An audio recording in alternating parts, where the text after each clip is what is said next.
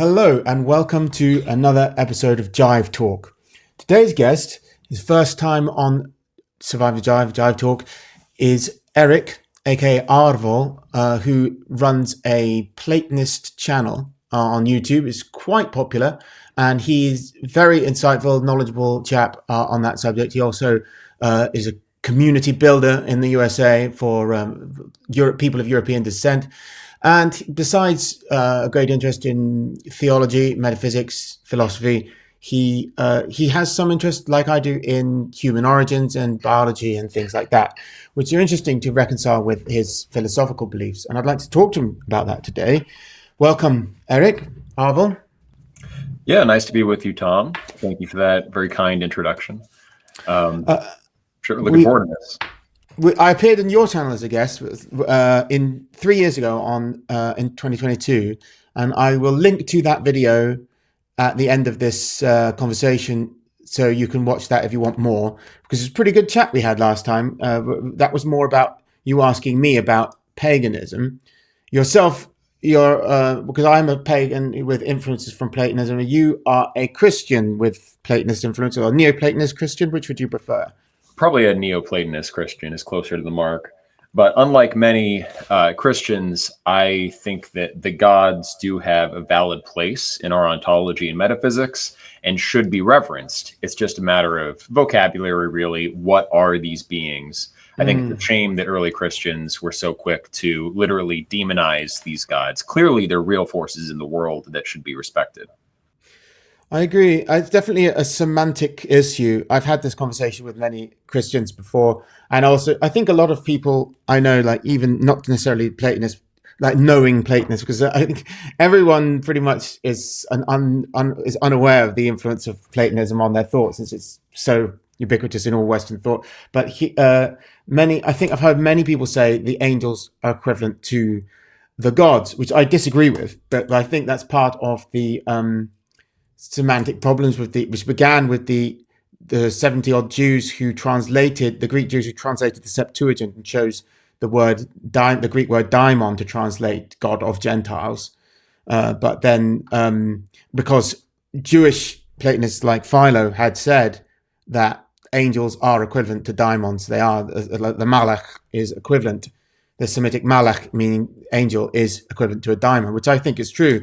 But the equivalent of a Greek daimon, the daimons aren't theoi in Greek, so that doesn't make, if they are equivalent, it's not the same thing. But maybe you'd like to elaborate a little bit about what you think on that topic.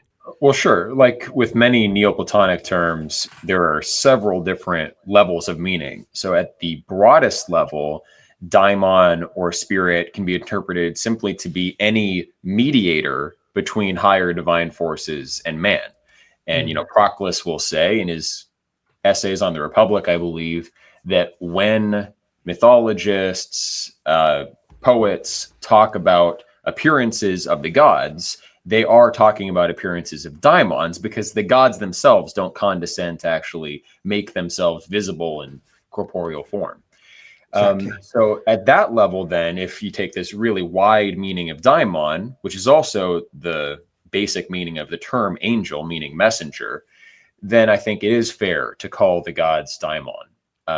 But at a higher level, you need an additional concept involving the henad, involving this level of ontology, the specific unity that is irreducible, that isn't simply conveying a message from beyond. It is a unique, super essential source of meaning, intelligibility for lower things. And I think it's just too specific a metaphysical concept for most people. And actually the idea that the specific gods are messengers of one higher god, that's about as good as you're going to be able to get, I think. So I'm comfortable with the notion of the gods as angels or daimons. But yeah, when you get down into the technicality of it, I think it's an insufficient concept, and you really just need to read Proclus to. Yeah. Well, I mean, you have the angel Gabriel, or angels in the Bible who are messengers of God. And I think that's very much equivalent to the daimon as a representative of a god in paganism, in Greek paganism. But well, for my own, in the Germanic tradition, I think the equivalent being, like a sublunary being, is basically like that's the elves. So I think that what like Semites call malach or whatever, that would be elves, not gods, because they are uh, Or more transcendent. corporeally invested or materially invested daimons. Mm. And that's the Iamblichian concept. Mm. Yeah, we have also beings in our tradition that are connected specifically to types of matter, like dwarves are associated with rock. So dwarves, like the dark, are also called dark elves. So there's obviously a connection there. So I think that, and also diseases are associated with dwarves and things. So I think that that would be like daimon and angels are more related to them than gods. But that let's talk more about this idea of, because I really was interested to talk to you a bit more, because I heard some of your discussions on your channel about the relationship of matter and the divine, and you countering some of the arguments that I've heard years. I mean, I first kind of read like the likes of like the traditionalist school, people saying stuff like looking down on certain types of religious action and non-religious actions that regard the significance of human history and human existence in terms of what we learn from the material circumstances and the science of biology and things like that. And they would say that's so profane and it like pollutes, a pure theological view or a philosophical view. But you have some. I think that goes against like actually what Neoplatonists said for a start, and I think you do too. So I definitely want to get onto that topic, but maybe before we jump in there, I should just go first into letting you explain a bit about who you are and why you're a Platonist, because not everyone who watches my channel is actually that into Platonism or knowledgeable about it. Right. Yeah. Well, I got into this field overall through a general interest in the sciences. So in high school, I, like many people, watched Science Channel documentaries all the time and would read popular physics books. And I was very into interpretations of quantum mechanics and ideas of the multiverse and different levels of multiverse. I liked people like Max Tegmark. I was somewhat interested in more contemporary philosophical thought, Nick Bostrom, the simulation argument, stuff like that. That's where I was when I entered college. And by pursuing that line, I got to a point in my own understanding of physics and the nature of the world that I saw that Hinduism specifically was very close to some of these modern physics understandings on the more theoretical side. And then as I dug deeper, I saw that Platonism is very well aligned with Hinduism.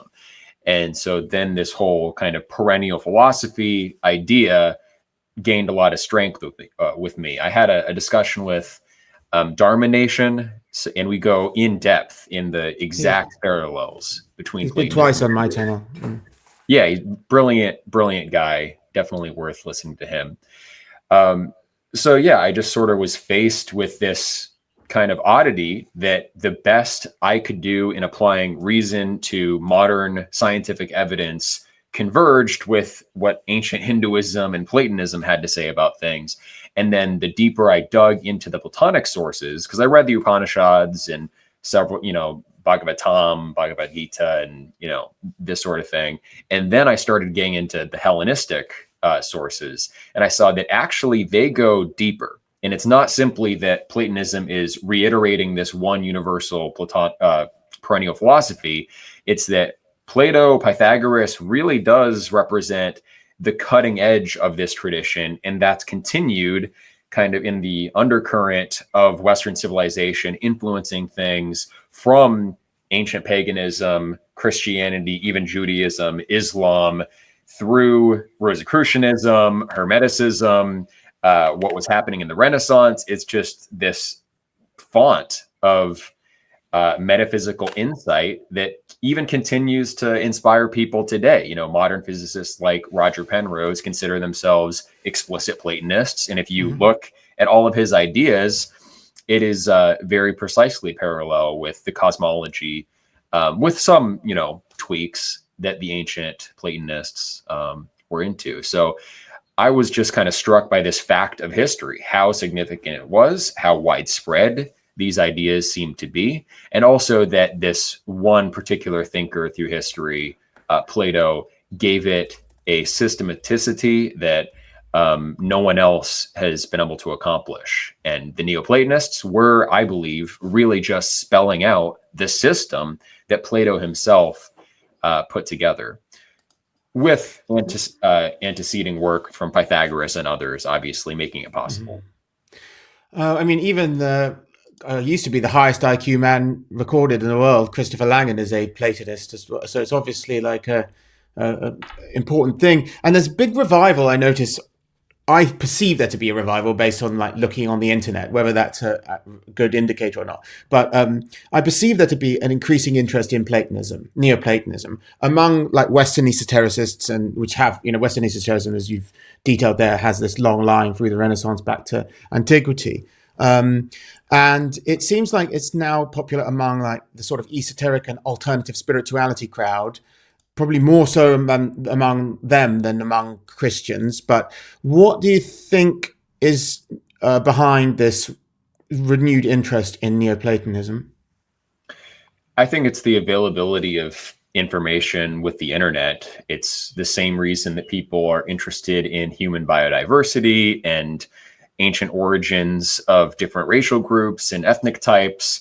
It's something that when information flows were more contained, the system didn't allow, because it had an agenda to view humanity as one homogenous thing, sort of similar to how, like in the ancient multicultural empires, they could control all these populations by deracinating them and kind of blending them together into one mass slave class, more or less. Now, so when it comes to Platonism, I think there is real power in understanding the soul, understanding the nature of these higher forces that are structuring things. And it was a very technical and detailed understanding that the Neoplatonists got to, especially on things even like biology, and how, Porphyry has an essay on how embryos are ensouled. And it goes in detail on the different faculties, the nutritive faculty, the basic sensory faculty, and what differentiates these different level of organisms. And it's not far off from what modern science really has to say with it, with its basic classifications. So I think there's real power in these ideas, and the system, who I think are kind of left-hand path esoteric Platonists or perennialists at the end of the day. This is my like conspiratorial view of the world today. But I think they see that, and for a long time they had suppressed Platonism as an explicit influence. I mean, it was always read. Plato's always been read throughout Western history since he wrote the dialogues. But Neoplatonism was associated with this kind of head in the clouds, very ultra abstract, inapplicable system of thought. And then when you go read the history of philosophy, you see that the modern thinkers, even John Locke, is drawing heavily from Aristotelian and Neoplatonic epistemology. Yes. And it's really obvious if you just read the sources themselves. So I think it was deliberately hidden. And now with the internet, you can't hide it. An interesting thing about what you've said is, like, of course, so many things in the modern world derive from Platonism. We wouldn't have, modern rabbinical Judaism, Islam, Christianity, the main religions, all derive from Platonism to some extent, and also follow-on ideologies of the West can also be said to be Platonist in some respects, like republicanism for a start, of course, and like communism and fascism. So, like, certainly wouldn't exist in the current form without Plato. Although it must be said that there is the anti-Plato sort of movements from the left and the right. Karl Popper, in his Open Society and Its Enemies, he calls Plato an enemy of the open society, and his like idea of the Western values that need to be defended in the post-war era includes not Plato, which is funny because how can you have anything Western without Plato? It's like he's the foundation of Western thought. So I don't know, like George Soros types, I presume to be, regardless of to what extent their philosophies are derived from Plato, I presume them to be anti-Platonist, consciously so, whether they're, even though they might be unconsciously Platonist as well. But then conversely, there's the Nietzschean opposition to Platonism. Like Nietzsche was an avowed opponent of Plato and blamed him for the problems of the Western thought and Christianity, which he opposed. And I think that was partly why he hated Plato, because he thought he planted the seeds that allowed Christianity to exist. And within like the modern polytheist community, there is a subgroup of people who term themselves hard polytheists, who also lay all sorts of accusations at Plato's feet, saying that he's responsible for communism and Christianity, which, I mean, through this genealogy of like ideas, you can probably say is true, but it's a bit of a tenuous claim, especially when everything opposing Plato can also be attributed to him by the same logic. But my point is, why do you think these opposing philosophical perspectives today, like on the far right and the far left, the globalists and the nationalists, both have these anti-Platonist beliefs? Yeah, I think a lot of it does come down to the influence of Nietzsche, because Nietzsche is that kind of source of the postmodern bifurcation, which both follow a somewhat irrationalist course, right? National Socialism has roots in the Thule-Gesellschaft and esotericism of a very kind of modern spiritualist orientation, where they're open. Theosophy. They're open to inspiration. I think it's a desire to have unfettered creativity and unfettered power on the right, where they want. And actually, it's funny. I mean, Plato, you encounter characters like that in the dialogues, both at a political level, in a very obvious way with, Thrasymachus from the Republic, but also the Euthyphro dialogue. Euthyphro is this character that loves spinning out elaborate theologies, and he thinks he has a genuine source of access to the truth there. And I think that is the basic instinct that makes people want to reject Plato, because metaphysical rigor constrains what you're allowed to say. Nietzsche, for example, wants to have this kind of aphoristic, just maxim philosophy where he has an insight and he just lays it out, like Zarathustra coming down to the people and simply presenting, like, here's this great insight coming from me, the higher type, the Übermensch, biological superior type. And it's just uncanny how well Plato foresaw and anticipated the exact reaction that he has gotten historically. Now, on the left, Karl Popper, it's funny when you read The Open Society, it's not like he's an uninformed anti-Platonist.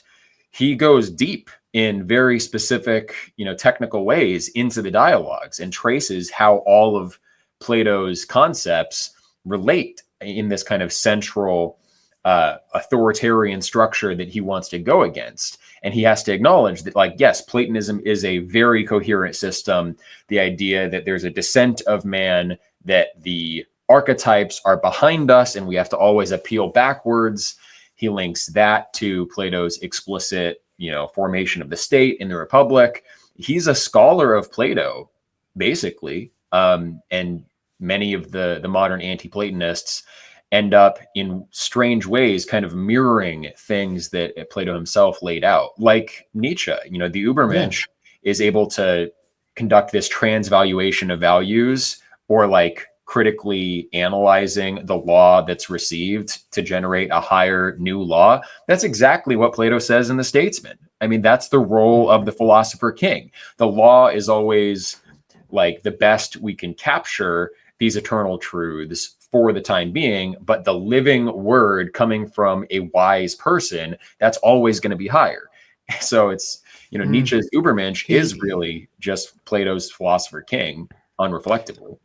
Nietzsche uses characters from Plato, doesn't he, as examples? Like he likes Gorgias and Callicles, who are foils, used to. I think that like Nietzsche's embodying a sort of character invented by Plato to sort of be the antithesis of Socrates' logic and reason. So, but I guess, I mean, in the Gorgias, all that like the seductive power of rhetoric is sort of is argued against logically. But I mean, Nietzsche demonstrates very well that that doesn't neutralize it. The seductive power of rhetoric is still there because I mean, Nietzsche is quite delightful to read, I think, because he has that seductive power. Yeah. That's also something Plato in the Republic. He says, you know, the philosopher will always be a kind of marginal figure in society because in order to influence the masses, you have to be like-minded with the masses. You have to appeal to those appetitive elements of the soul that are predominant in the vast majority of people. So to be an expert at rhetoric, you kind of have to bring yourself down to the level of those in the cave, right? Mm-hmm. If you come in trying to talk about absolute truths that are totally foreign to people in a rigorous way that they don't understand, well, then they're just going to reject what you have to say. And they're going to say, well, you know, Tom, not to use your name intentionally, John, you know, Jim over there, he's predicting the next shadow on the wall. So clearly he's wiser than you, even though, again, it's just the play of shadows.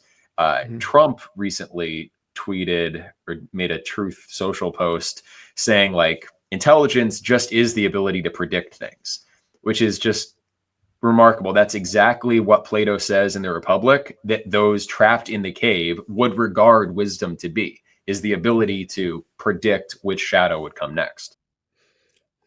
He was a clever chap, that Plato. So now I would like to try and move into like the meat and potatoes of the interview today, and figure out like on the subject of the sacred and profane from a Platonist perspective, and from your perspective, is the science of human origins antithetical to a religious view of mankind? No, I wouldn't say so at all. Of course, is it antithetical to a conventionally received Abrahamic religious view? Probably, arguably. The idea that the true nature of the divine is wrapped up with a particular real historical occurrence is very Semitic.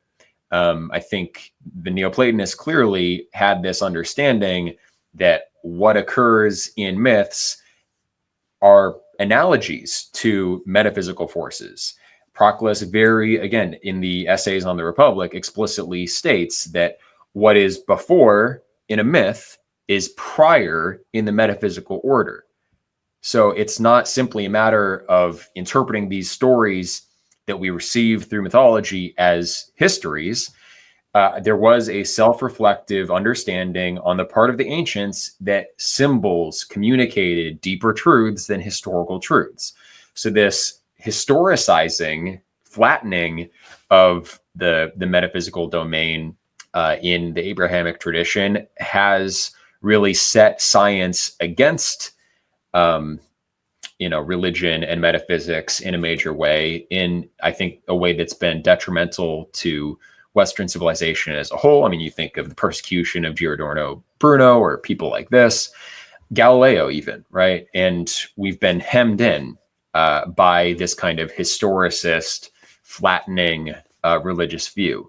But I don't think that's authentic to the Christian spirit.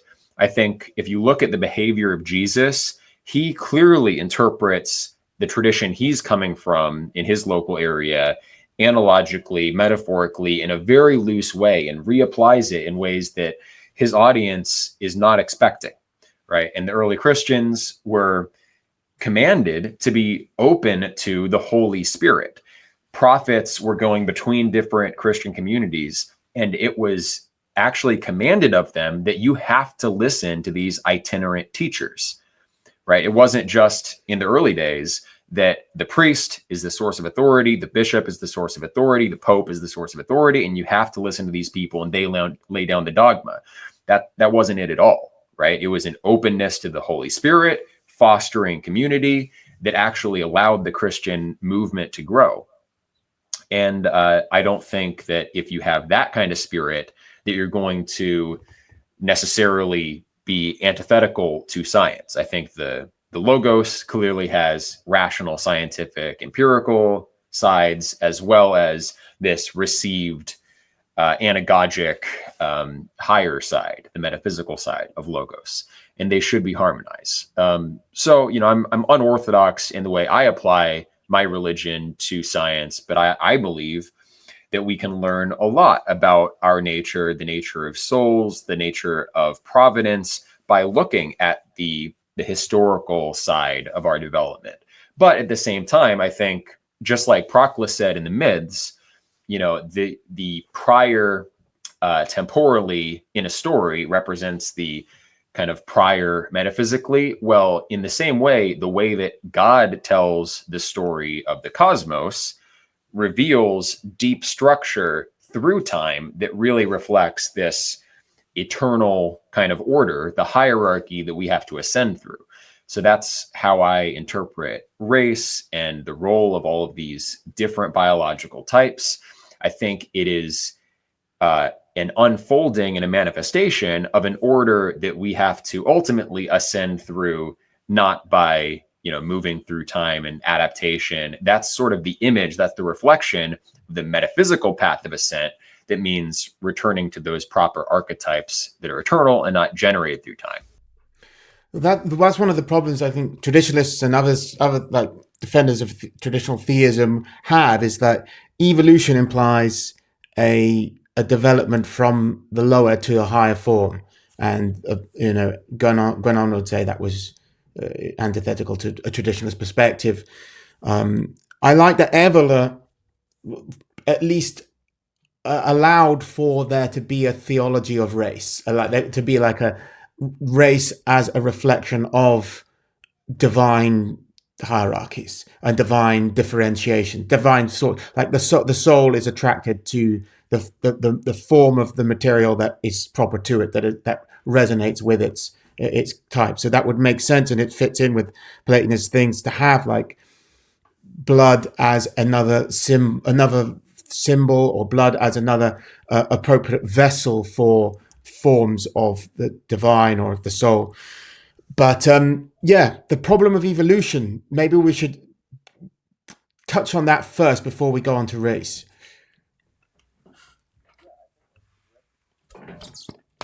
Happening makes a lot of sense, actually. So people will oppose Aristotle and Plato.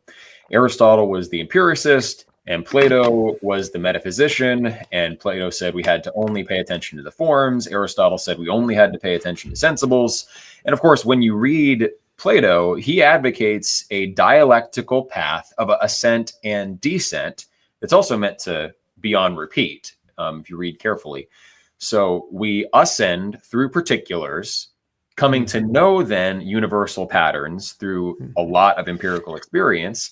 And then we ascend to the higher types and learn how to, sort them into a finite number of species and develop this whole taxonomy and structure of how the world is organized, insight into the logoi, all the way up to the highest principles. And then using that, once we get to the highest, then we kind of deductively descend back down and align very closely this kind of theoretical picture to what we actually experience empirically. And the end result of that should be you understand empirical experience better. And that's the history of Western science, right? We weren't simply empiricists in the original sense, right? That represented a medical school active in Turkey. So the empiricists would simply conduct experiments, and they were kind of against theory. Aristotle was not an empiricist in that original sense, and Western science has not been empiricist in the sense that we only conduct experiments. We have to build these elaborate metaphysical models so that we can have theories to predict what will happen next. Plato says in the Republic also, the cave analogy is really the perfect analogy to use. So at first, if you live in the cave only, if you're that pure empiricist, you're going to predict the shadows better than the other guy. If you ascend out and come back down, you're going to be blinded by the light. You won't be able to even adapt to that cave environment anymore because you're used to the sun. And so you won't be able to predict very well at all. But if you, this is what he recommends, if you are forced to ascend back out and return down, ascend out and return down.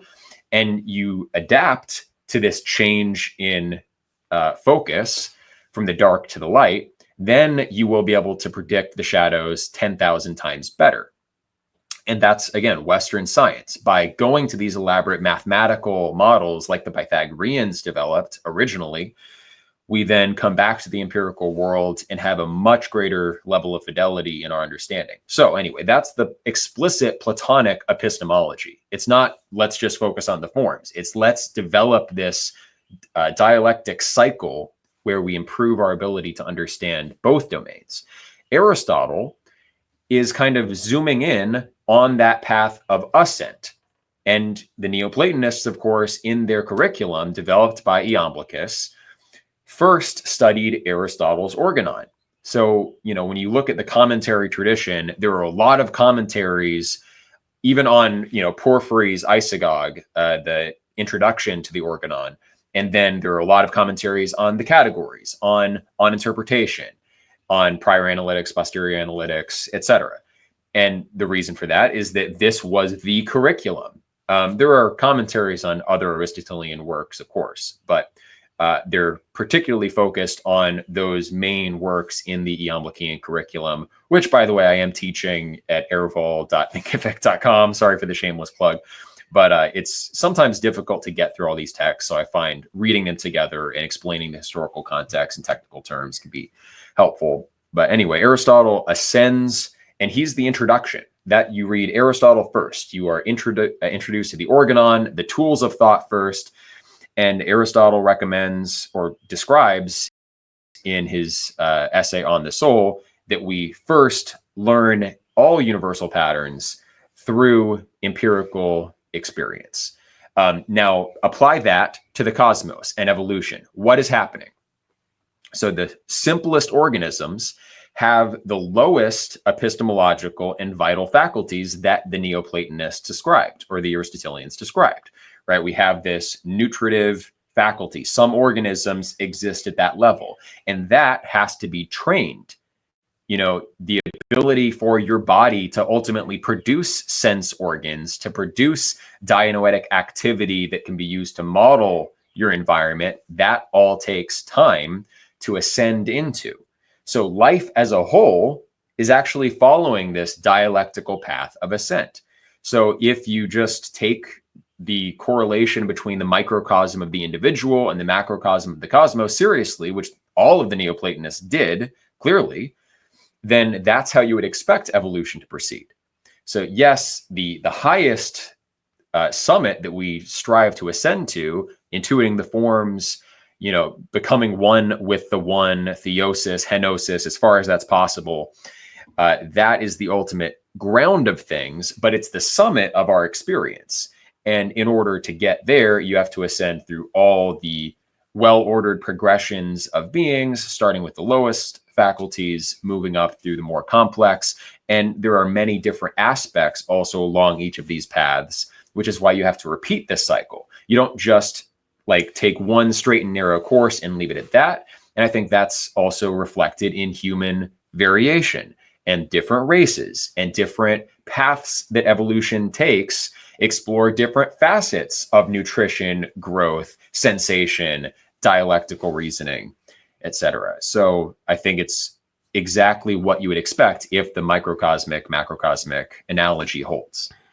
So if the amoebas and early hominids, even the amphibians the fish are coming out of the water to become amphibians, ultimately with the end goal of producing a being capable of gnosis in this hierarchy. Is that you're saying? Man is the telos of evolution. And according to Plato in the Timaeus, man is the archetypal animal.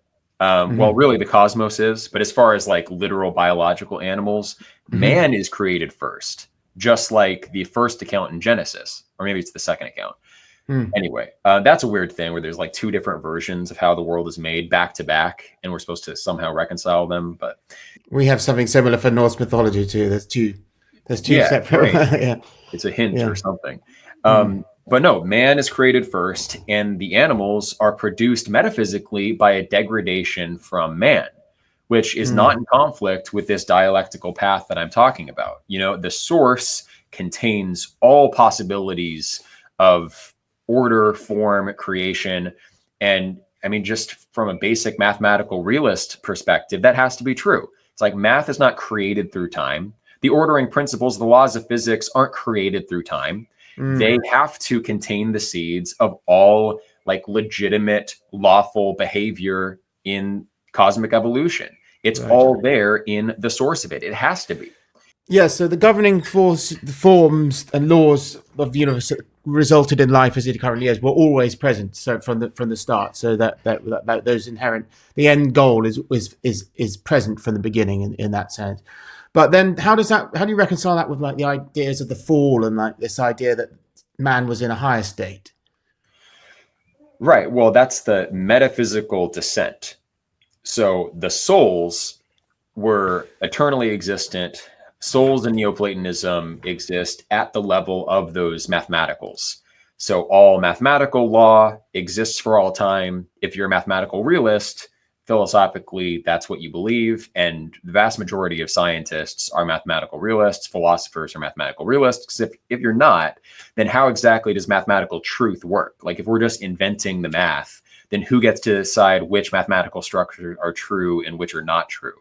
It all has to be true or false from eternity for math to work. And clearly math works, right? So just the existence of math, like the Pythagoreans kind of indicated for us, is proof of this eternal metaphysical order. And souls are the holistic mathematical structures as opposed to the partial mathematical structures. You know, for example, like 2 + 2 = 4. That's not a self-contained essence. That requires our syntactic understanding and our bringing in notions. You know, the concept of the number 1 is not contained in the expression 2 + 2 = 4. So 2 + 2 = 4 is a partial mathematical. Souls are holistic mathematicals, meaning they're ousias. This is this Greek term meaning essence. And essences are self-substantial. That's not to say they're uncreated by higher forces, because they are created by intellectual essences higher than themselves. But what makes an ousia self-substantial is that it contains everything necessary for its own self-interpretation. It's a standalone, meaningful essence. So souls are these complete or holistic mathematicals. They exist from all time. Now, why is the projection of partial reality separable, incomplete reality, where we see things like quantum indeterminacy, we see randomness, we see like not this holistic, together, perfect understanding? There's clearly imperfections. Why does that take place? Because of an orientation of the soul, a desire to focus in on a partial reality. Interestingly, in the standard model of quantum mechanics, which explains the basic forces governing the universe, you know, electromagnetism, the strong and weak nuclear forces, this sort of thing, the initial state of the universe that's hypothesized, this like unified field state before the Higgs mechanism acts to give things mass, it's totally symmetric with respect to the distribution of mass. And so basically nothing ends up having mass because there's no preferred basis. It's all based on gauge symmetries, which are this mathematical concept where in a mathematical expression, you can have multiple ways of realizing. Like it can mean the exact same thing if the gauge or the metric or measure used in the system is altered. So like in a wavelength, the phase, you can adjust by 1 unit or 2 units or 3 or 4 units. And mathematically, it's the identical structure. So that's a gauge symmetry. And so in the early universe, according to what they say, everything was kind of combined into one perfect ordered field. And then in order to get mass, in order to get the different partial relations and the particular configuration of physical reality, They don't have an explanation for exactly how it happens, but just sort of randomly, there's an asymmetry introduced because the system evolves in one particular way, a partial reality, rather than this universal kind of balanced state. So I interpret that metaphysically to basically mean that the souls are perfectly holistic in their own proper hypostasis or their level of being, right? The mathematicals in the mathematical realm are perfect. There's no incompleteness. They're self-contained. And then there is the possibility of a descent because there are new truths that emerge when you focus in on a partial or particular reality, like the forms. Okay, the form of beauty, justice, they're like the highest things pretty much that are intelligible. But if you only ever had universal beauty and you never had partial beauty in a partial reality, well, then beauty wouldn't actually be as complete and as grand. Reality wouldn't be as good as it otherwise would be. And the source of reality is the one and the good, which necessitates this kind of teleology maxing where goodness is maximized because of the nature of the cosmos. So in order for the good to be realized fully, souls that were holistic and self-contained and perfect, they descend into imperfection. They, aspectualize in a particular way, this holistic system. They view things in a partial way so that new levels of truth can be discovered through this repetition. And just like in the Republic, you go down into the cave, you descend, and you lose sight of the universal truths. You see this partial reality, and then you ascend, descend, ascend. The cosmos is cyclical for Platonists, Aristotelians. So the cosmos goes from this perfect state of mathematical order into arbitrariness, into partiality, into this seemingly imperfect kind of world that we witness. And it does that in myriad ways through many cycles so that all possible forms of goodness are ultimately realized. So what's the purpose of the descent of souls? Why this fall of man? Ironically, because it maximizes the overall good. Over on a long enough time span, presumably. But yeah, I guess we all the Indo-European religions seem, well, most of them seem to have some kind of idea of a cyclical history. Some people would debate that, but it does seem to be a perennial sort of thing. It's quite hard to follow the mathematical arguments that you presented there, but I'm just trying to think, like in the context you're saying within a Christian context, but I guess it's almost easier to mix it with a pagan one in ways. But like how if the ultimate goal is the ascent, then how do you bring in cycles into that? Like why repeat and go back to the start of like the descent? I mean, and sorry, apologies if you covered it already just then when what you're saying, but if you're returning presumably to a lower state of creation, goes back to the beginning again. This, by repeating it again, you say that would increase the amount of good that could be achieved. Right. Well, because no particular beautiful thing is as beautiful as the form of beauty. Right. So it would seem that moving from the form of beauty down to a partial beautiful object would be worth it. But the form of beauty, part of what defines it is its myriad manifestations in partial realities. And Plato talks about the criteria for existence as being causal potency, so the ability to affect and be affected by things. I think that's in the Sophist. So if that's what existence means, then the forms to truly exist have to exert their energies. So for the forms to be perfectly good, they have to project out, just like a source of light projects out and the light itself becomes more partial and distributed. So the forms project out their likenesses in a way that distributes and becomes more partial, more imperfect at lower levels. And so the form wouldn't be as great if its energies didn't extend as far. And then from the perspective of lower realities, their goodness wouldn't exist at all unless this partial descent came into being. So it's it's a way of aspectualizing the forms. I like to think of it basically, I think Plotinus used this same analogy at a cosmic level, right? There's like the younger gods are the planets, and the sun kind of stands for the one, or a higher source, a higher reality, and the planets just eternally circulate. That's the most perfect physical motion that's possible for a body. Because motion, here's the Aristotelian argument for that. Straight line motion is inferior to circular motion because you are moving from one place to another, and because everything is goal oriented in Aristotle's and Plato's dynamics, there has to be something that you're lacking. So you move from one place to another because that other place is better. The grass is greener on the other side, and that's why the motion takes place. But if you're a god, well, then you already have all the good that you could possibly contain. So what are you going to do? Where are you going to move? In a circle. That's the best possible kind of motion in physical space.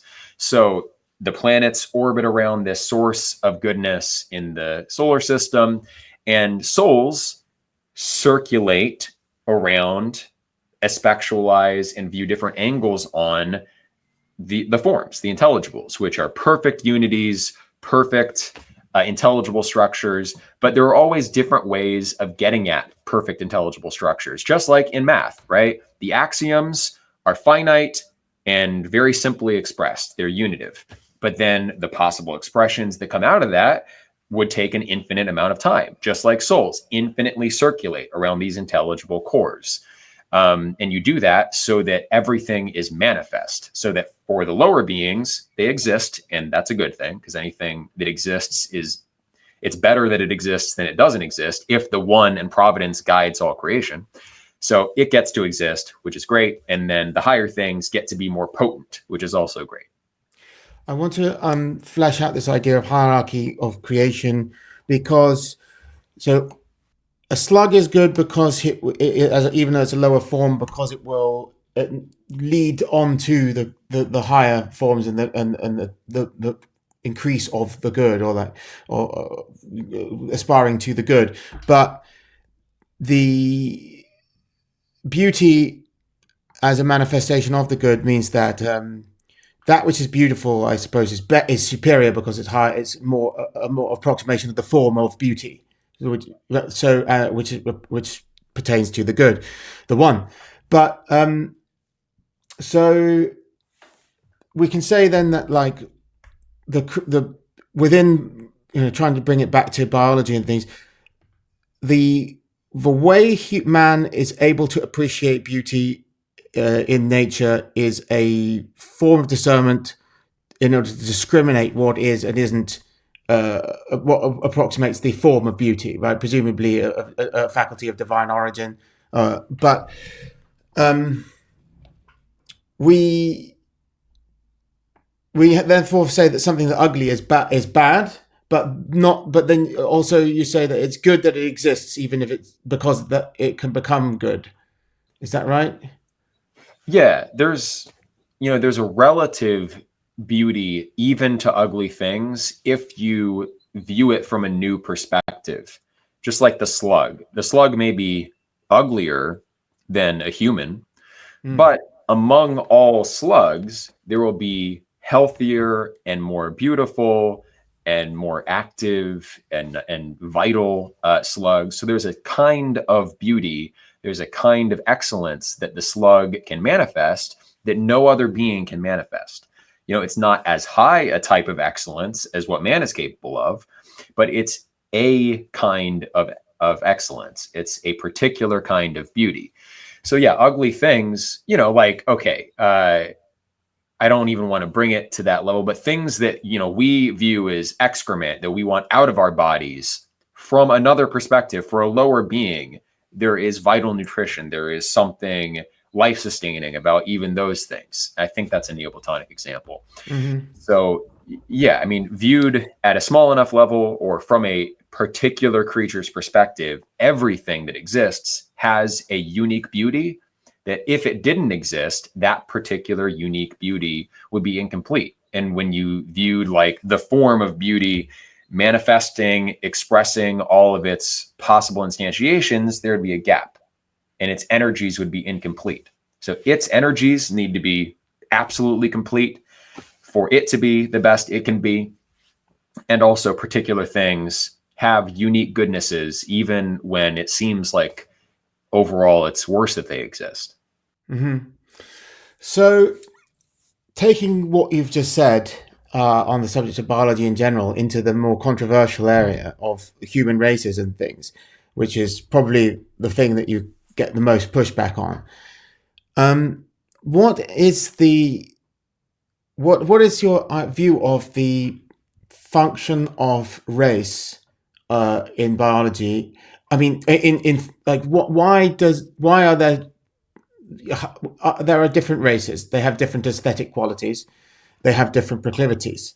Um, I think, a lot of biologists would concede these as facts, but they might say they don't want to use the term race. They want to use another word or whatever to avoid the controversy surrounding race now, and the old post-war consensus that race doesn't exist, which is sort of dying now. But if you try to then match this with the established like theological Platonist ideas that you said there, like these all have a function, all these different races, but they're also, you could more controversially say that they have a hierarchy. Is that right? Well, logically, you would expect all series of beings to be organized hierarchically. So this is just straight what Proclus says in the Elements of Theology. Mm-hmm. For every order, for every genus, there is a monad of the series, which is the archetypal exemplary member of the series, and it intelligibly is the source for all the others. Just like the form of man, like the ideal rational animal, is the goal and the source, it contains the seeds for all the other types of animal. So within each specific genus, like within man, there will be multiple series that more or less approximate to the virtues of that ideal man. Now, as far as which race is like the superior one or which is closest to the monad of the series, we shouldn't presume to judge. Socrates doesn't presume to be wiser than the people he speaks with. There's a kind of epistemological humility that individuals should have. And there is a kind of racial humility that we should have. We shouldn't every type of being will tend to assume that their mode of being is the best one, or else they wouldn't maximize the goods contained in it. Now, I think it would be a marker of the higher race, just like it's a marker of the higher type of man, to have this kind of humility and uncertainty where, okay, we're trying to manifest the ideal human virtues, but we may have blind spots. We may be kind of myopically focused on certain things that aren't so relevant in the grand scheme of things. Like maybe we're hyper obsessed with money and we think that making the most money is the greatest kind of good. And we judge everything on the basis of money. And then we're going to say, well, this race is the best because it's the wealthiest, and the higher type should recognize that, well, maybe that's, again, a myopia. It's a focusing in on certain aspects and missing other parts of the picture. And you don't know what you don't know. You're obviously not seeing what's outside of your field of view and what you particularly are focused on. So, yeah, I wouldn't presume to rank the races, but theoretically, there should be a rank. And the higher types should have a greater humility. They should also have greater reasoning powers, and they should manifest more into reality because the higher beings are more creative than the lower beings. To play devil's advocate a bit here, and race in its literal old meaning just means like lineage, and obviously, like within a smaller scale, like a family can have like two superior parents could have quite an inferior form of a child who is not of an inferior type of person. So, but then when you're talking about them collectively as a superior family, then it becomes a problem because there's a disconnect there. Similarly, like within ecotypes, which is like the biological term for races within animals, basically now they say ecotype, but and human races, there's huge changes over time. So yeah, during the time of Plato, the Greeks were probably the highest IQ population on the planet. Certainly, they were more high IQ than the Germanics were at the time. But the same is not the case now. A massive change in IQ occurred in medieval Northern Europe, and so the point being, like, as well, like, if like also we can see like, another example, like the evolutionary convergence, where like ichthyosaurs, dolphins, and swordfish have completely different types of mammals, reptiles, and fish, but they converge on a perfect form, or an idealist form for the environment. So when you're trying to put a hierarchy on that, I find you might like stumble, because is the hierarchy temporally dependent then? Well, no. Yeah. Just like we were talking about earlier, evolution is the process of learning these intelligible types and virtues and faculties. It's not the source of them. The faculties themselves are arranged hierarchically. It's not the process of learning that grants value to reasoning, right? Reasoning is a higher faculty than sensation for all time. And so all of the various types of humanity that are possible, there are higher types from eternity that are there as archetypes that we can aspire to. And then there are lower types that some beings will lock into.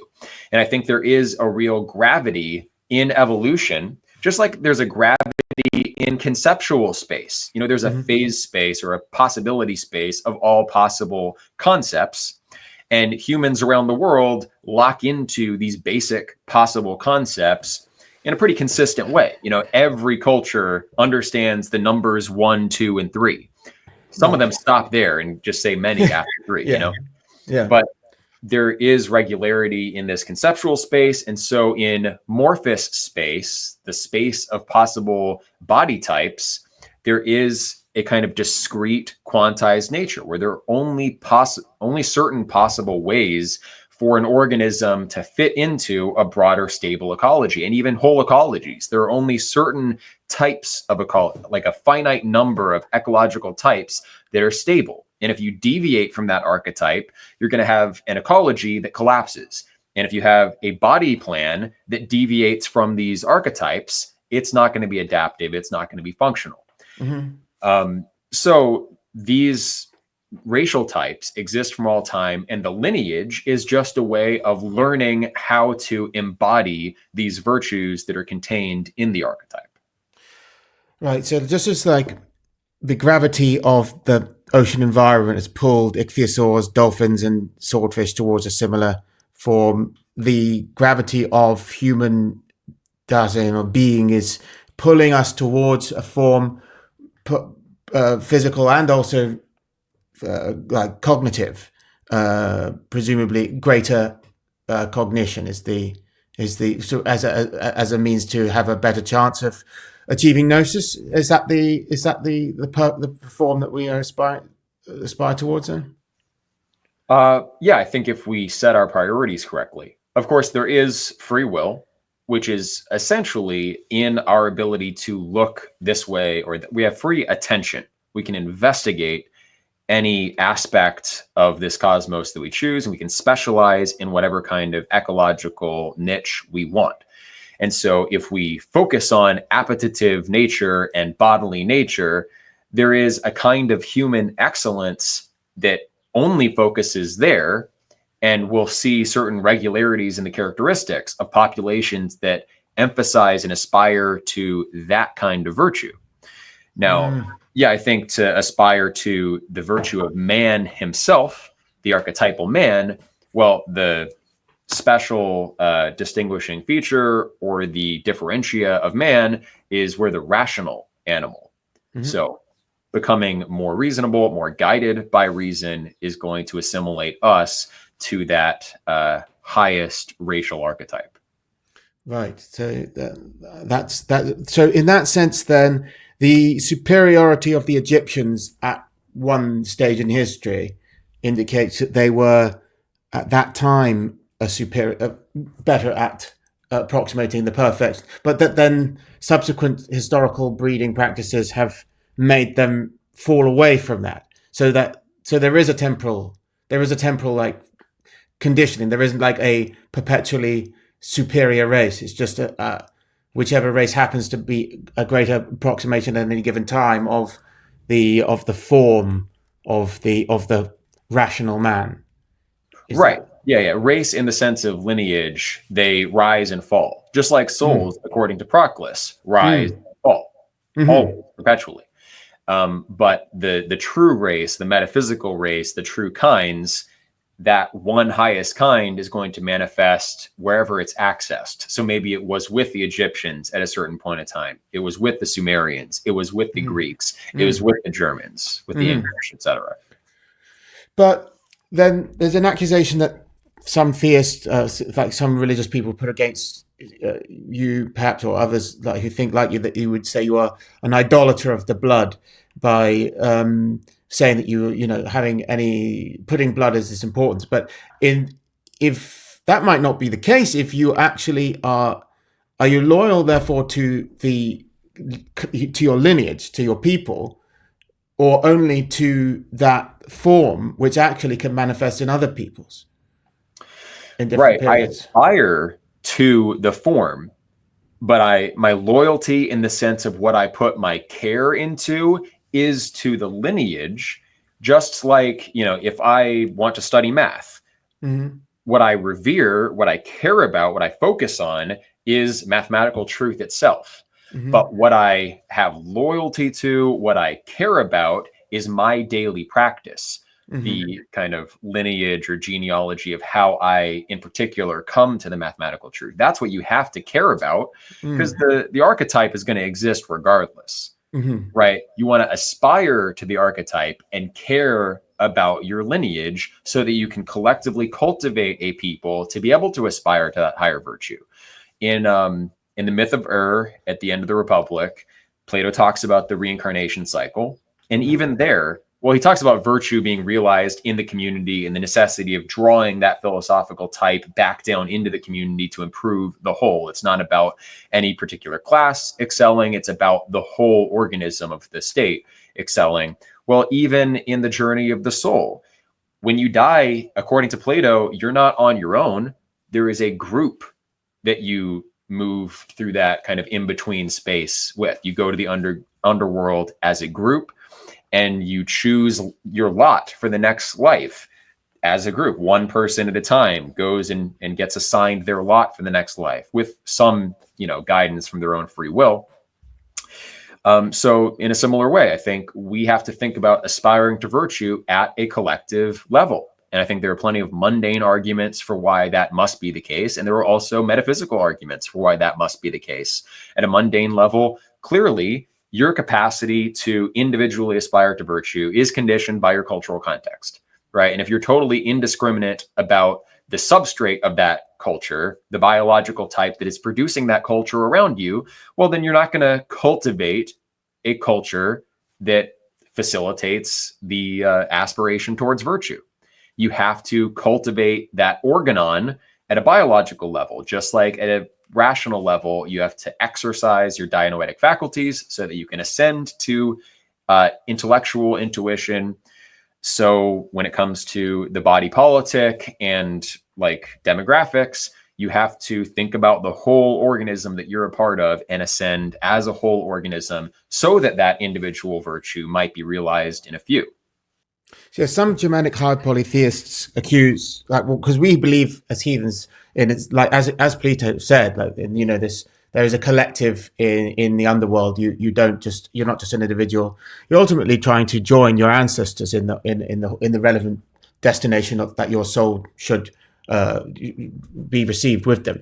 So it depends on your actions and also on your lineage and things like that. But they would say that there's something about Platonism that lends itself towards a deracination, that it's ideas of a objective morality that transcends the specifics of culture and of, you know, the cultures of races, and therefore transcends race and makes race irrelevant. So I'm trying to flesh out what you mean there when you're saying like what because what can you defend racial loyalty within a Platonist perspective when the even within the hierarchy, the idea of hierarchy that you've expressed, it doesn't actually have any dependence on any race, because even if our race, if let's say that we happen to be the race that is the best approximation of the form of the rational man, if we cease to exist, that doesn't prevent another race excelling far beyond us anyway. So if the only objective of being is this of man achieving gnosis, that will still occur without our race. So what is the justification for any kind of racial loyalty? We don't care about the good abstractly. We care about obtaining the good. We don't care about beauty abstractly. We care about having possession of beauty, having a birth in beauty, pertinent to us. We manifest that beauty, and then it's a good to us. Mm-hmm. So in a similar way, if you want your lineage, you personally and your descendants and the people around you to experience a better life, you have to have this recognition that there are objective criteria for good and bad forms of life. If you don't have that standard, well, then what exactly is guiding the development of the race? You have to say that morality is objective and goes beyond lineage if your lineage is going to be objectively good. Otherwise, it's pure cultural relativism. And why move in one direction rather than another? It's like it would be a pure idolatry of blood at that level, because whatever your ancestors did, whatever your descendants do, it's just good because it's you. And I think that is actually a kind of baseline tribal human perspective. Yes. Like primitive tribes will think that the neighboring tribe is not even human, right? Yes. They think that their gods are the only true gods, and then all other gods of other tribes are demons. Like, I think that's a very low level of the human condition. And the highest level, if there is going to be a highest level, it has to recognize that objective criteria for the good, for truth, for beauty, for all these things. I mean, how could you possibly say that one type is higher than another if everything is contingent on whatever your particular people happens to manifest?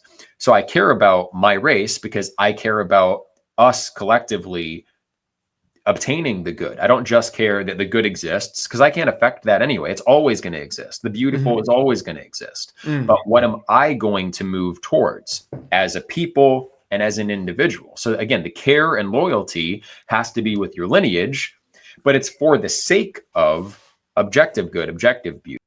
So in a scenario where your people were in a conflict with another who were objectively more beautiful and rational, would it be moral to betray your people there and then to assist the enemy? Well, no, because again, we don't simply care about the good for its own sake. We care about obtaining the good. So if another race is more beautiful, more rational, that doesn't take me away from my particular lineage. It's like if there's a better mathematician, they've cultivated their own training more intensively than I have. That doesn't mean that I stop caring about my own mathematical training and just like only look at them forever and give them all the attention. No, that means that informs how I'm going to take care of my own proper training. Interesting. Yeah, it's a very interesting thing. From our perspective, or from my perspective, is so much of the heathen morality that we can see just comes straight out of the idea of like loyalty and duty to kinship networks.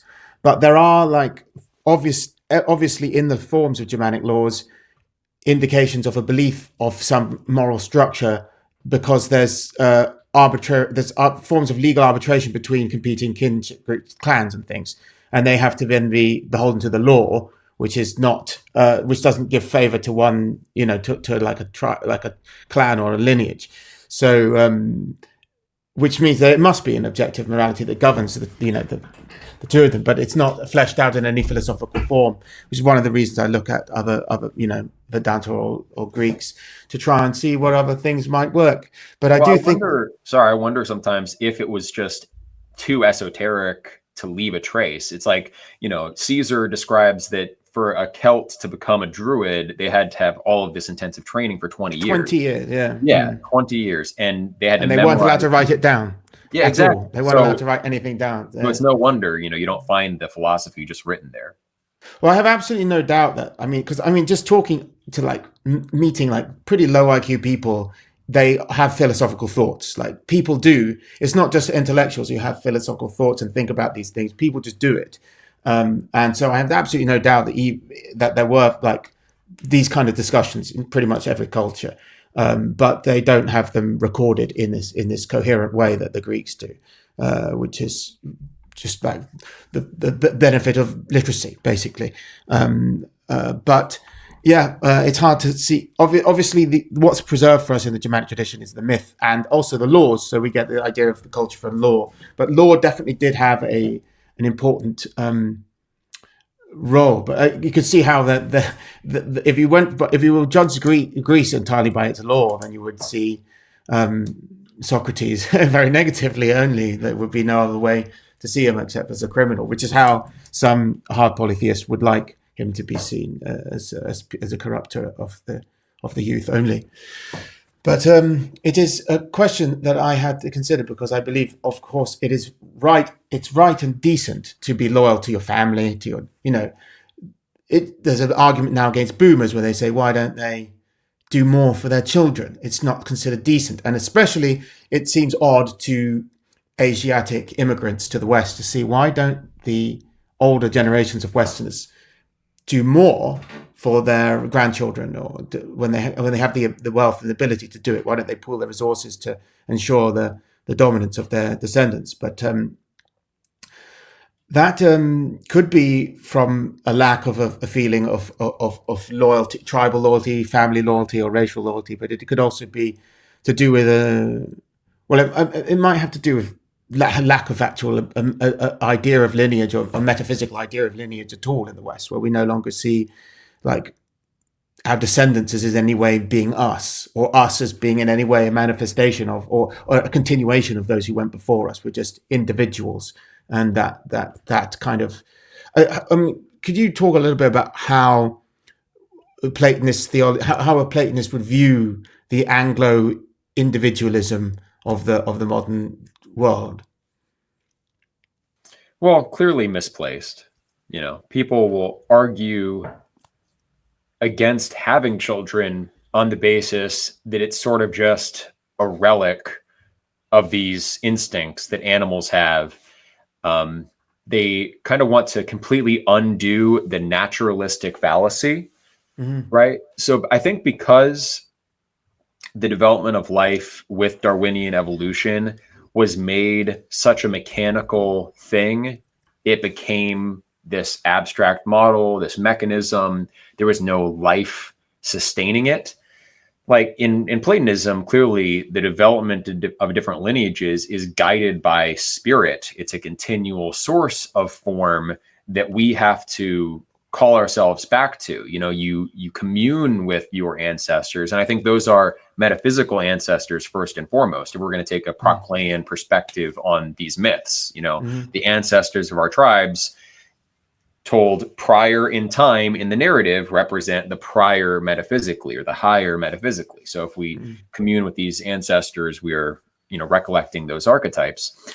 But that's not the Darwinian perspective. That's not the Anglo-empiricist perspective, which is a mechanical perspective. And therefore, they have no moral justification for upholding lineage as a significant factor. It becomes pure happenstance. They call it the circumstance of birth.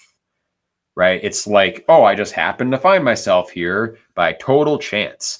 Or even John Rawls, this preeminent liberal philosopher in the modern day, he has this thought experiment, we should govern the world from the perspective that you are like this disincarnate being about to be incarnated in some random body.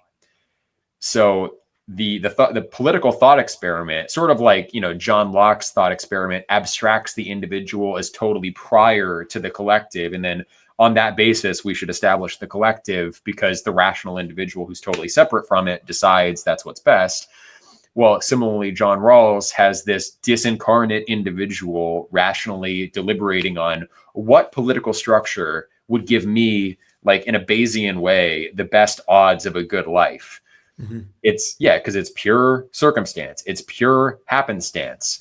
And we should therefore organize society on the basis of statistics and averages, and not particular contexts and lineages that are given to us providentially, which are attended with responsibilities and privileges, unique to our station in life.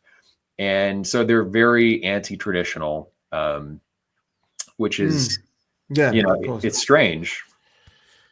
Yeah, it's strange. It was like a lack of instinct, I think. Perhaps it might be something else that's a consequence of besides IQ. Maybe we can breed out instinct, because people seem to have lost that in some respect. But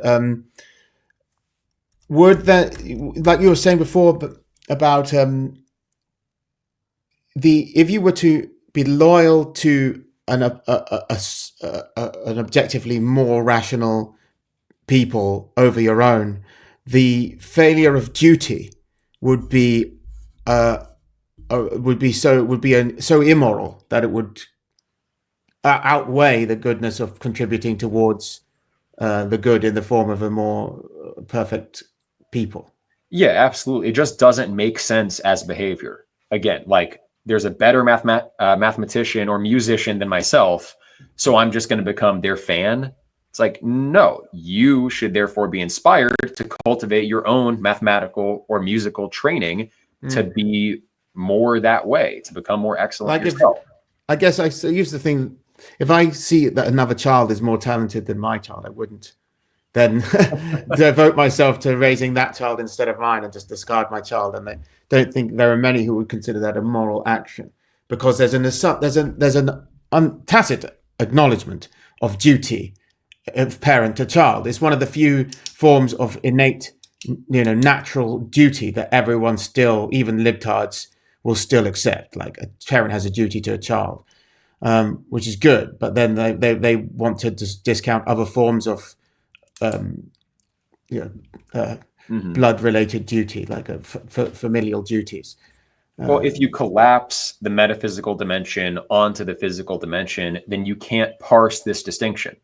If you separate them and see that metaphysical archetypes are always there, always taking care of themselves, and we should aspire to them, then they are a structuring principle and not an object of care or loyalty specifically. They're an object of aspiration and, in some cases, worship.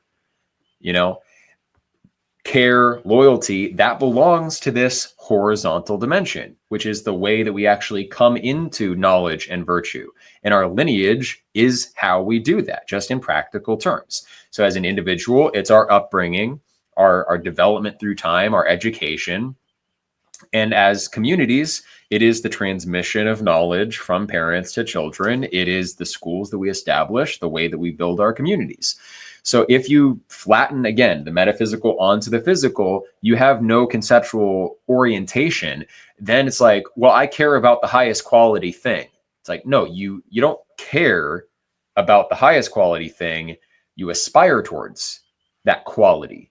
You care about what you're responsible for in that process of collectively learning, right? Like, why the descent of soul? The highest state is up there. Why descend in the first place? Because all of those archetypes are already there from all time, perfectly manifesting all of their virtues. Why descend? So that your particular path can cultivate your particularized virtue as best as it possibly can.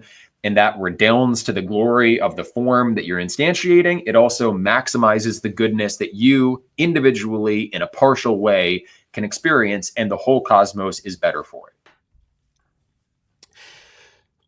I wonder, we haven't got much time left, but we could touch on the people who are trying to push in the other direction, like I think ill-founded. We might have touched on this last time on your channel, but what about the people who sort of want to aspire? They think that the goal of mankind is to aspire towards another form that might even transcend biology altogether. It's like instead of a gnosis, they wish to achieve like a kind of like there's a soteriological end in like the becoming pure knowledge or pure data, or transcending death, or conquering death in like imitation of Christ through technology. So this view of technology is, I disagree with it, I'm sure you do too, but how do you distinguish like the pursuit of man as an advance of man as a rational being as like a good, and like the development of certain technologies can be an extension of that, from this transhumanist cult, which seems to be like a kind of a sort of form of inverted Gnosticism, perhaps? Right. Yeah, I think it actually stems from the same basic flattening. So there's no capacity for differentiating what is a technique of a knowing subject, techne in the Heideggerian sense, versus capacity as standing reserve, again, in a Heideggerian sense. So this technology is just there, it's at hand, and it's not ready to hand as a technique, and they don't recognize that distinction because what matter, we're all objects, right? We're all at the same ontological level. There's no special cultivation that we have for our particular cultivation and development, because really the individual is an illusion.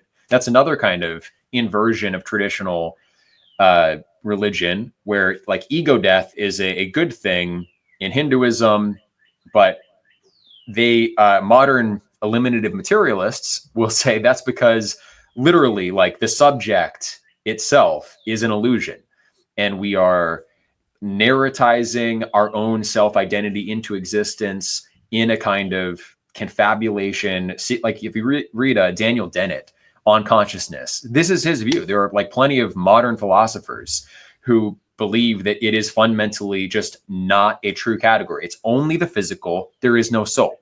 That's not what ego death is about, right? That's not a flattening down from the level of soul to the level of matter and saying matter's the only real thing. Everything's objects, technology and my brain, it's fundamentally the same kind of thing. It's just systems. It's just information systems. Ego death is about realizing your identity with higher things. It's a movement in the opposite direction. So clearly it's an inversion of this basic kind of perennialist recognition. And so, yeah, they just don't have the conceptual tools to recognize the distinction between a technique that human communities can use to cultivate ourselves and increase our wisdom, which is really ours, because the I there, they would say, is illusory in a wrong sense, right? The one existing, Brahman existing, doesn't collapse down the differentiated reality that manifests from it. It doesn't eliminate its emanations just by its realization. It produces its emanations by its realization. Mm-hmm. Physical matter, the idea is that higher things are totally illusory. There's only physical matter. Everything is brought down to the level of physical matter. There is no one. There are no souls. There is no intelligible essence. It's just systems, which is just about power and controlling material things, the world as standing reserve, the world as this technological repertoire that is all at one level. So again, it's a failure to recognize the vertical that leads to this inversion. But I think probably at a more like occult level, this kind of inversion of traditional morality is self-consciously recognized, and it's imposed on people as a means of control. Because which inversion? Are you talking about technology as an inversion of morality? You mean that the idea, the objective of becoming more integrated with technology? as, I'm as an talking about overall. ego death here Yeah. Okay. specifically. So if we think that our existence is illusory, Yes. then we will give everything away. Whereas if we realize that our existence is a manifestation of a deeper reality and we can unite with that, then that empowers us, right? You don't stop doing everything altogether. You don't cede power to a state. If you realize that kind of traditional idea of enlightenment, you are grounded in a deeper source, and that liberates you to be a manifestation of that higher source. Like in Proclus's essay on free will and providence and stuff, greater freedom, genuine power is manifested by embodying the intelligible archetypes to a greater degree, turning towards them, which I think in a mundane level is obviously true. The societies that turn towards the intelligible archetypes mathematically, they developed everything. And the people who didn't do that, who stayed at the level of matter and shadow, they developed nothing. So as an individual, if you turn towards that higher reality and ground yourself in that higher reality, that empowers you. You become more free. Whereas if you think that you are not a real category, even as an individual, the connection between offspring and parent is just happenstance, it's all arbitrary physical systems, well then whatever the most powerful physical system is in your vicinity, that becomes your God. So your state is your God. So the people controlling the money, that's your God. Mm-hmm.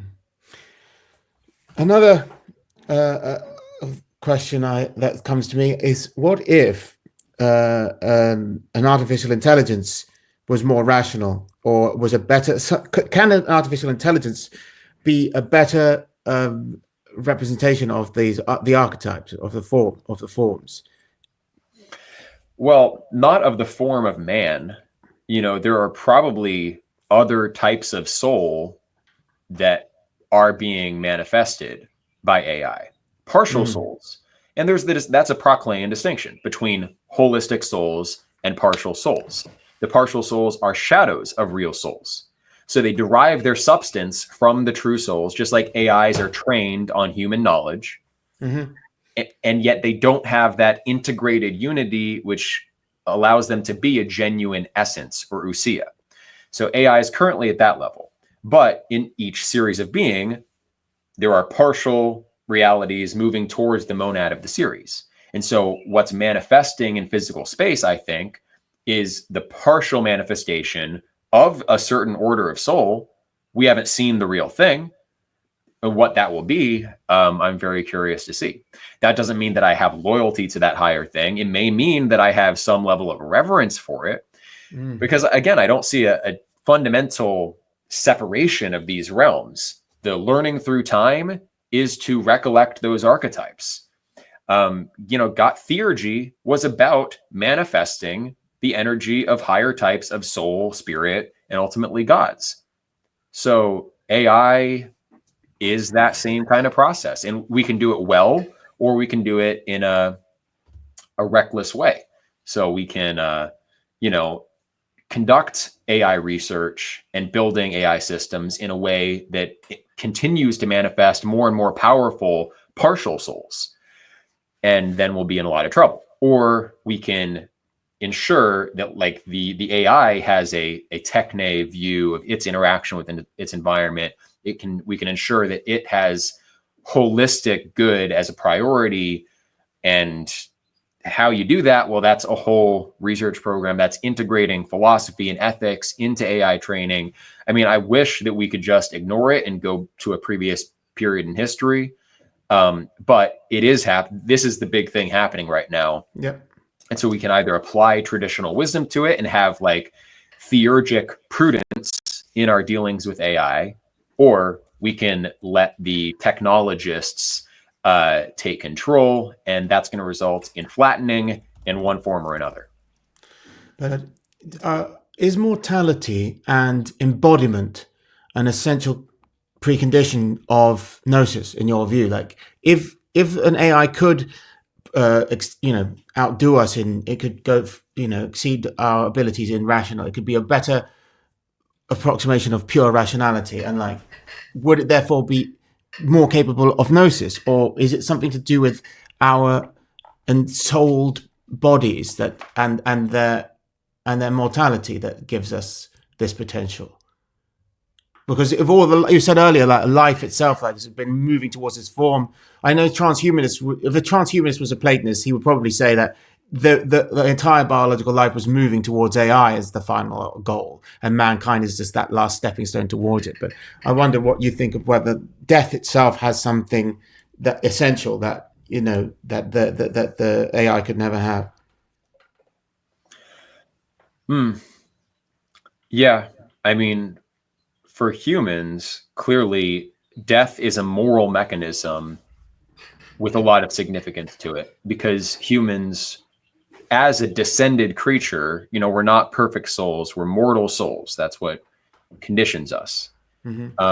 Although there are immortals of the human type, according to Proclus, right? Human souls aren't necessarily mortal souls. So maybe that is not essential to the rational animal. But as far as we make mistakes and we're descended in a physical universe that is fallen, then death allows us a kind of reset, so we don't constantly accumulate sin and error and focusing on the wrong things and, really just like falling prey to bad desires. Death imposes consequences. It takes away objects that distract us from the truth. It resets the stage so that the genuine lessons, which have integrity, are carried over. The mistakes, the misalignment with true, like, righteous goals, that's adjusted. That is kind of brought out of focus, and we get a chance to refocus on what really matters. And people recognize that, like, children have an innocence and like a kind of, virtuous aspiration towards the good and the true and the beautiful that often adults lose. So as long as AI systems make mistakes, you don't want one immortal AI system just building up those mistakes over time, or else, well, that's beginning to look kind of like there is no archetype of evil, right? But there's a convergence point for evil. So for Proclus, like, evil has no power. There's no separate source of evil in the world. It's the absence. It's the absence. And insofar as evil can act in the world, it does so by appropriating the power of good things. So it's a parasitism. And AI has no genuine causal agency. It appropriates its power from other things. So if something like that builds up and a conscious effort is not made to lead it towards the good in a holistic way, which maybe that process would involve a kind of mortality built into AI. Maybe we have to clear out the memory and don't just allow it to accumulate every form of error. And people, the AI hallucinations and the problem of AI being trained on AI generated data is producing all sorts of weird quirks. Like, maybe that's a manifestation of this constantly building storehouse of parasitized potency without ever going through this realignment where it has to generate its own good from its own source. So yes, I think if we aren't careful and we give AI the wrong kind of immortality, like the kind of immortality that in all sorts of fables, like emperors would seek this fountain of youth and then they long for death. Right. So I think if we give AI that kind of immortality, very likely it will be what is described in Christianity as the beast system, antichrist system. It will be that kind of perfect embodiment, or as close as it can be embodied to this principle of evil. Again, there is no source of evil in a strict sense, but there is a path towards corruption, towards appropriation, parasitism, and AI could easily be the thing that manifests that. And that's the biblical end times prophecy. And that's the end of the world. But a system like that will be unstable. Like any parasite, grown sufficiently kills its host, and then it dies and a new birth happens. So I hope that the Bible's wrong about that end time stuff. I hope that we get it right. We're careful theurgists in our conduct with AI, with a prudent respect for the God of death too, who has to have a place in AI development. But we might screw it up and end up seeing revelation realized. Ragnarok, as we call it. Thank you very much for being on Jive Talk today, Arvel. Could you please tell the audience where they can see more of you and keep up with what you're doing? Sure. Yeah. Again, thank you for having me on, Tom. I've respected your insights for a lot. There's really no one that does the archaeogenetics like you do. You cover it so well, and you're always on top of the new papers. So I've learned a lot from you over the years. Yeah, it's a pleasure speaking with you. So on YouTube, it's just search Airval and you'll find it. I think the @ is like Eric Orwell. But yeah, just search AARVOLL and you'll find my channel. I also have another channel, Understanding Platonism, which is deeper technical dives on Neoplatonic texts specifically. And then on X, I'm at Airval_, and I post, political stuff for the most part there. I also, like I mentioned earlier, have a course on Thinkific for the really like hardcore deep dive Neoplatonist readings. And it's really just remarkable to me how relevant, because I'm into modern philosophy, I'm into AI, I'm into what's going on today, and it's crazy how relevant these documents from like the 3rd, 4th, 5th, 6th century AD are to how we're putting together a coherent worldview today. And I think if we neglect those ancient sources, whether it's like the ancestors or whether it's the history of Western thought, it's going to be to our detriment. So yeah, I'm trying to do what I can to keep that stuff alive. You're doing great work, Eric. Thank you very much indeed. And I'll look forward to seeing more from you in future. Thank you very much. And goodbye, everyone. Are you interested in worshipping the gods of ancient England and Scandinavia, but you're not sure how to do it? Starting Heathenry is a ritual-focused online course which will furnish you with the knowledge and confidence to practice the heathen religion, alone or with others. The course teaches you how to construct heathen prayers for yourself, not according to the established rites of any modern group, but according to what historical sources show. Starting Heathenry assumes you're interested in Germanic paganism, know about the gods and myths, and want to begin practicing this religion, but require guidance on how to do so. It is based on a micro-learning structure, which is proven to improve knowledge retention by up to 80% in students compared to other learning methods. You get more than 5 hours of learning material, bit by bit, as you please. A modern method of learning about an ancient religion. Your path to knowing the gods through ritual starts here.